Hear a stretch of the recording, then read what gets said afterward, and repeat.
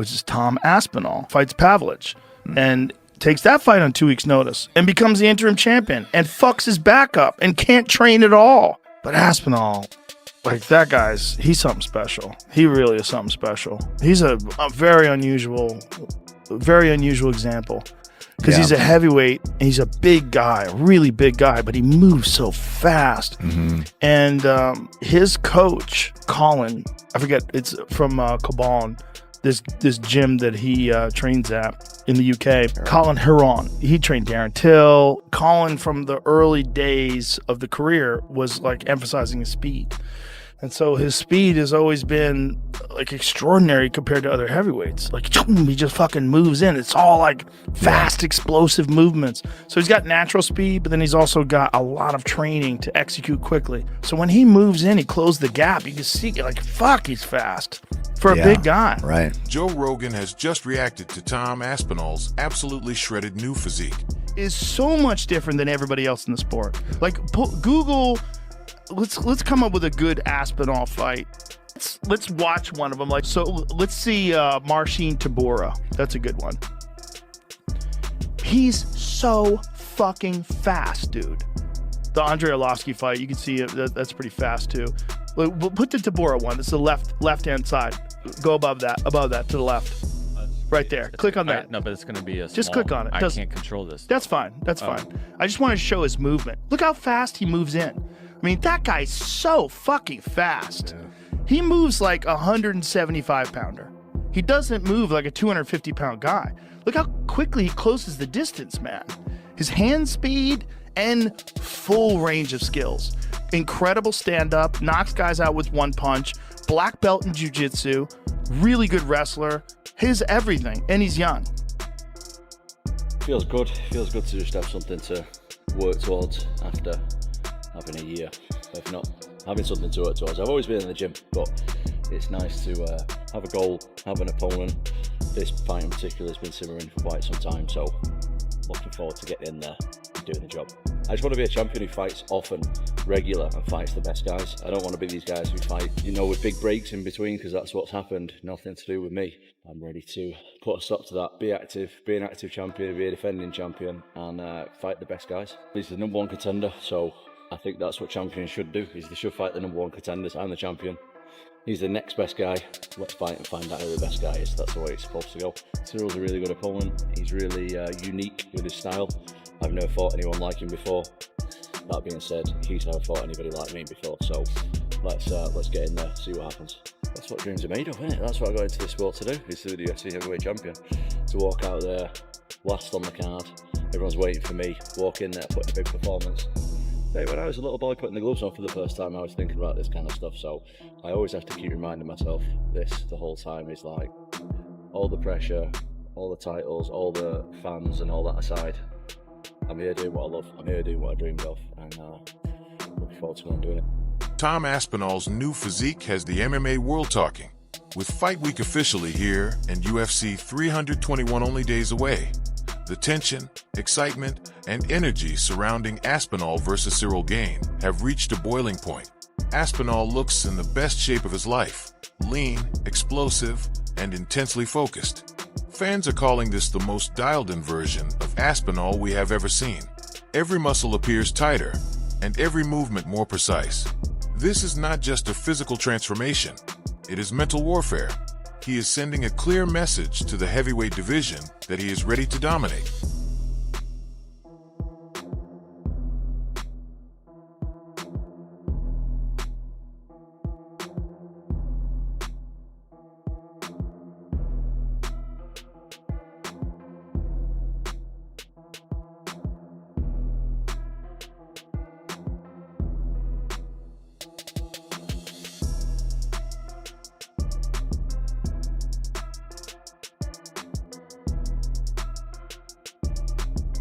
Athletes, there's those that pressure wears them down, and there's those who shine under pressure, and I am 100% part of the latter. But that being said, it's not just me who's under pressure. It's his third title shot, mate, and he failed the first two. So yeah, there's definitely a lot of pressure on me, but there's also a lot of pressure on him. There's pressure on both of us. Every fight you go into, there's pressure. I can't speak for the rest of the fighters, But mate, I don't want to get kicked in front of millions of people. That's the biggest pressure in me. I don't want to get battered in front of millions of people. No way about it. So on being out and what have you felt it frustrating yourself? Not too much, but yeah, for sure. The division was a little bit on the stop, and now is the situation is better. Joe Rogan couldn't believe his eyes, saying that Tom Aspinall looks like a heavyweight built in a laboratory. The perfect balance of power, speed, and technical brilliance. He compared Tom's athleticism to that of a middleweight trapped in a heavyweight body, something the division hasn't seen since the prime days of Cain Velasquez and Stipe Miocic. But make no mistake, Ciryl Gane is no easy opponent. The Frenchman's elite footwork, composure, and striking IQ make him one of the most technical heavyweights in the world. Ciryl Gane is a fantastic striker. I mean, he's one of the most beautiful strikers in the heavyweight division. He does wild stuff. You ever see how he throws that front kick from a side stance? And he throws it like a twisting kick. He stands like southpaw, right? And he bobs around like this. And he's totally sideways. And he twists his foot out. Like a twisting kick. He did a lot of them against Tai Tuivasa. He's so fast, man. He just does this weird thing where he stands sideways, and instead of the front kick going like this, like straight out, the front kick goes like this. So I know. Okay, I see what you're twisting saying. it. Yeah. So his knee when he lands is almost like sideways. He's just so unusual for a heavyweight, that kind of movement. But he'll sideways. It's a little trick. Almost like a Gane, Jaltin, Almeida, and Volkov being the co-main event, if they are just being on the fight card, they're going to be a backup fighter if anything happens to the main event. What's your thoughts on Volkov versus Gane? Sorry, Aspinall versus Gane. I mean, I think it's the next best thing that we could get right now with John Jones not being able to do it and stepping away. And I think it's going to be interesting to see what Tom's plan is going to be, because I think on the feet, they're pretty evenly matched. I think it could be fun on the feet, but I think there's definitely a huge advantage for Aspinall when it comes to the wrestling and the grappling. And I think he'd be silly to not at least attempt to make it a bit of a grappling match and try to get the ground and pound, take him down. And we'll see.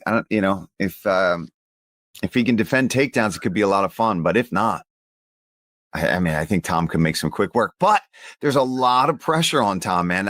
We were talking about it on the pre-show this weekend that, you didn't get the Jones fight. You waited all this time, and now you've got to fight somebody else. And it's always tough because you want to win that one to really prove to everybody that, yeah, you are that guy. You are the great.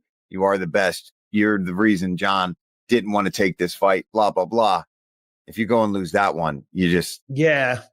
Well, we haven't had guests on for a little bit because I've just been all over the place and very, very busy and all the rest of it. So I'll reach out to Tom and see if we can get him on next week, and we'll start getting some guests on again. Tom isn't the type of guy that talks shit usually, but he did do a video where he was... Ciryl Gane believes that Tom Aspinall's aggression could be his downfall, suggesting that his own experience and composure will expose Aspinall's youthful intensity. Still, the MMA community is overwhelmingly on Aspinall's side. Fighters, fans, and analysts widely agree that he represents the future of the division. Michael Bisping has called him a once-in-a-generation athlete, while Daniel Cormier believes he is too smart and too fast for most heavyweights. Even Dana White has admitted that Aspinall may be one of the most naturally gifted fighters he has ever signed. Now, all eyes are on Fight Week. The press conferences, the stare-downs, the weigh-ins, every moment filled with anticipation. I consider myself very lucky because there's a lot of times that I didn't want to do the sport. Yeah. Especially I think a lot of people who are not involved with the sport and not fighting professionally don't realize how hard it is financially. Oh, it is. And especially when I had kids and stuff. Yeah. I wanting to quit so many times because I'm I just need to get some money. Yeah. Pretty much. And then a lot of the times, my dad reminded me, look, we've done this for a long time. You can't stop now. You're right there. Just keep going at it. Yeah. And I'm very, very lucky that I've got my dad. Not just for that, for plenty reasons. Of course. But he just did to that guy. Right here. Throws that body shot. Lands the body shot. Now, is he open? Yes, you can't protect yourself at all times when you're trying to fight. If you're going to try to hit somebody, you have to open up something in order to generate the right power. I go like this and knee him, but I'm not going to generate enough power to have him, respect that. So he's able to land this beautiful knee, drops down and pop, pop. Get his foot down and land a beautiful 1-2. And then, boom, right there. Pop. For Tom Aspinall, you said you don't really care about the belts. You really want to prove you're the best. Is there any other fighter in the heavyweight division that you feel you need to beat to prove that you are the best, other than Ciryl Gane? Yeah, there's lots of guys. There's lots of guys, man. But I'm the kind of guy who doesn't look past my opponent. I'm very, very serious about this fight. I've been training for the last year without a break. I've had absolutely no breaks. I'm much better now than I was in my last fight, and I want to show that. But as far as other heavyweights and stuff, right now that doesn't really interest me. John Jones is retired, so I don't really have much to say on that, to be honest. So I'm fighting this guy, and this guy's really good, so I'll be as ready as I can be. Tom Aspinall just seems to be far ahead of all of them. You know that him and Gane's fight is going to expose a few things, because Gane might be the only guy in that heavyweight that might match him speed-wise. Tom? Yes.